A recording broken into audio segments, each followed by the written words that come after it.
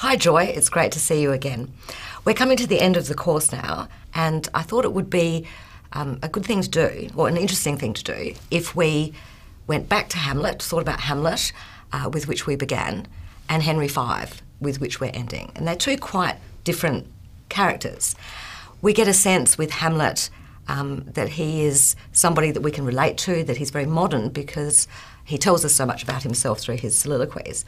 But I don't get the same feeling about Henry, who I think is, very different to Hamlet in this way. Yeah, Henry V is a man of action, so we get to know him through his deeds and his public speeches.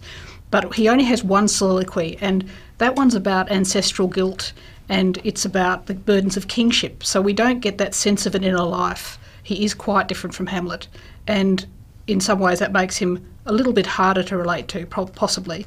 But if you think about him as an action hero, I think that helps. An action hero, I like that. It's kind of opposite to Hamlet, who takes so long to actually do anything. Yeah.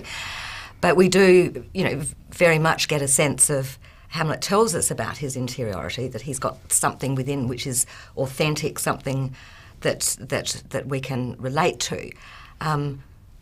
But that's not the same case, really, with Henry, is it? No, not at all. And one of the things you see with Henry is that he does change from speech to speech. So you don't get this sense of a stable interior to which he is being true. He's being expedient all the time. All his speeches suit the situation, and he suits them to fit whatever purpose he needs for the kingship at the moment. But he doesn't stay true to one particular core that we learn about in a more intimate way. So, and his use of language is very much like Iago, I think. It's very manipulative, and he changes the way that he speaks depending on who he's speaking to and what he wants to get as a result of that conversation.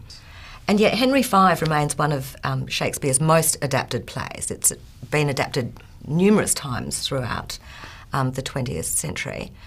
Can you explain why it is so popular in terms of adaptations? I think that comes down to its lack of moral closure, that way in which it offers two simultaneous arguments, if you like, one that's very pro-war and one that's quite anti-war, and doesn't ever settle on one in particular.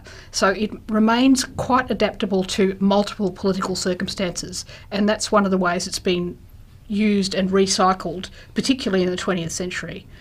So you see it being used in circumstances where it's being used in a quite nationalist way, and then sometimes where it's being used in a way that's quite critical of whatever nationalist movements are going at the time. So that's why it remains an adaptable play, I think. Okay, thanks for that.